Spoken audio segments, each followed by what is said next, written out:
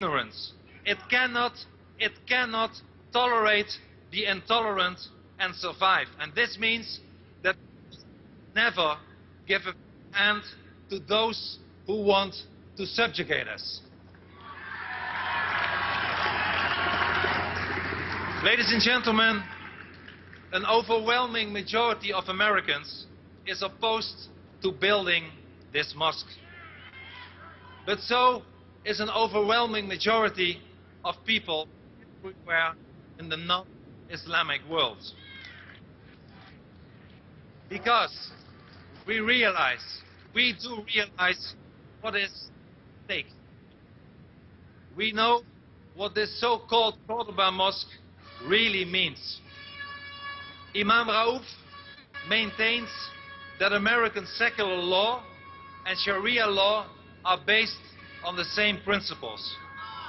Imam Rauf refuses to condemn terrorists because he says that terrorism, I quote, is a very complex question.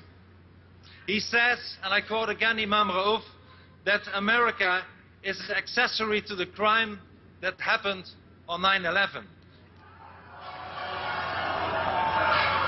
In fact, Imam Rauf said, in the most direct sense, I quote him again, Osama bin Laden is made in the USA.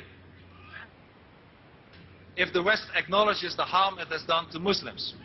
Ladies and gentlemen, this crazy and idiotic remarks of this extreme imam proves that this man should never play the game he has in mind here in Manhattan. His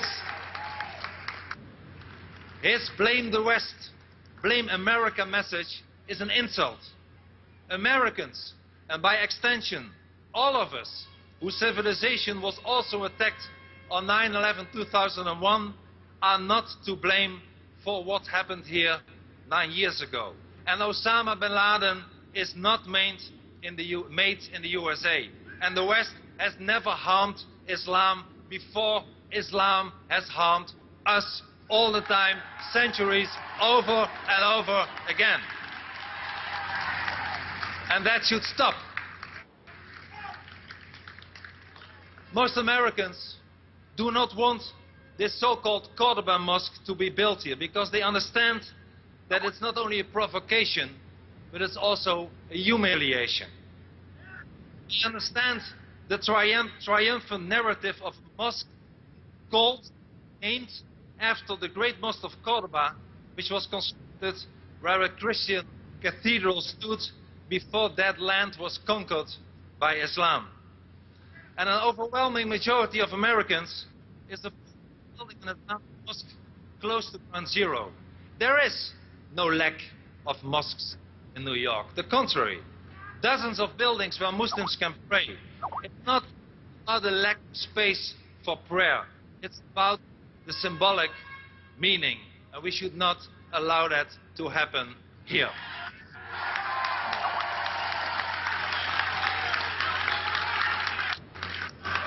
We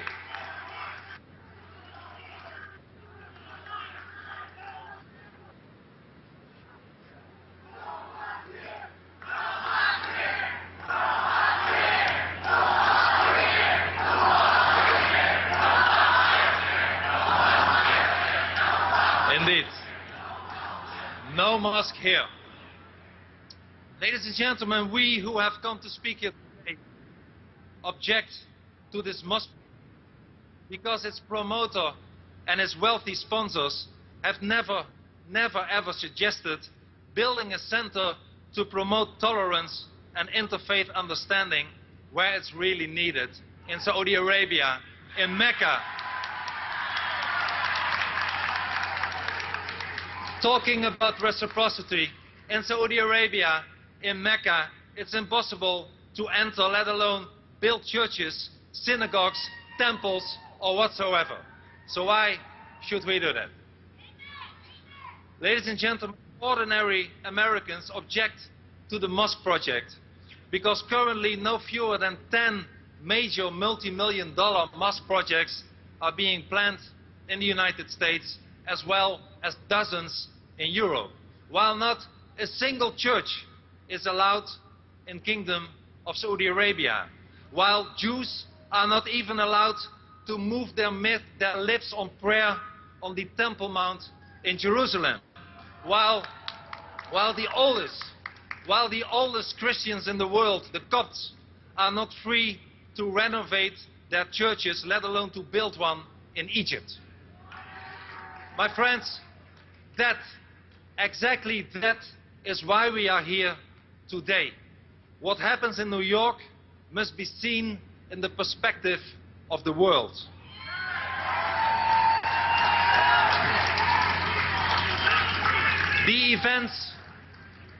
The events 9 years ago made an enormous impact everywhere.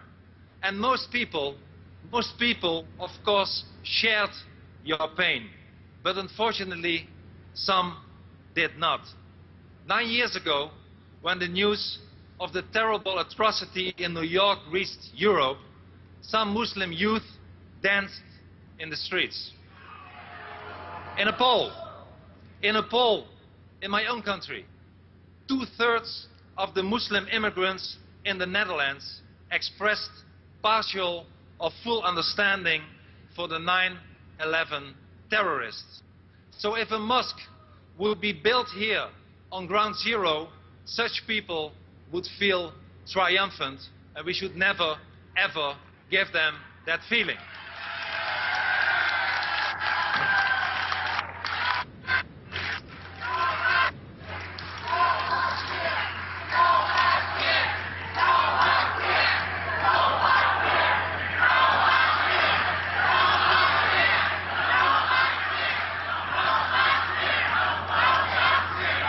Ladies and gentlemen, as we are standing here today, we will never betray those who died on 9/11. For their sakes, we cannot ever tolerate a mosque on ground zero. For their sakes, we should say loud and clear, no mosque here. Mosque here. Indeed, no mosque here.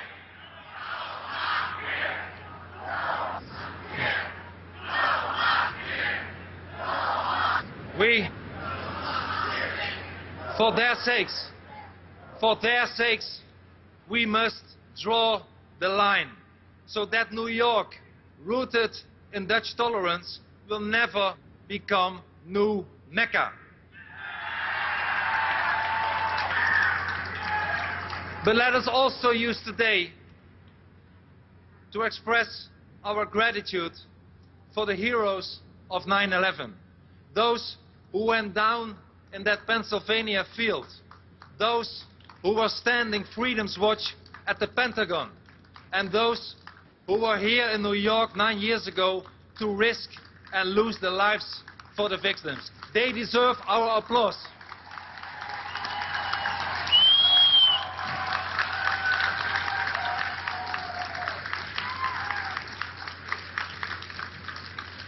My friends, in honor of these victims, these heroes and their families, I believe that the words of Ronald Reagan, spoken in Normandy on the 40th anniversary of D-Day, resonate with new purpose on this hallowed spot.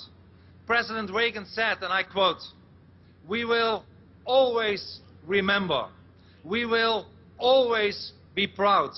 We will always be prepared, so we may always be free."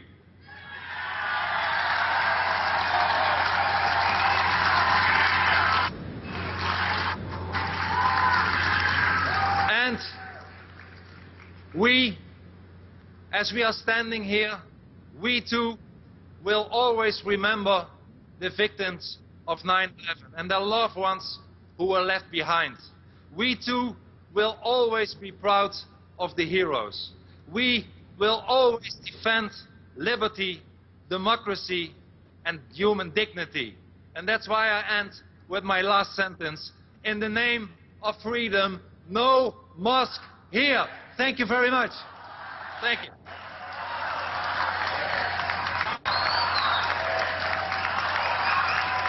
Thank you.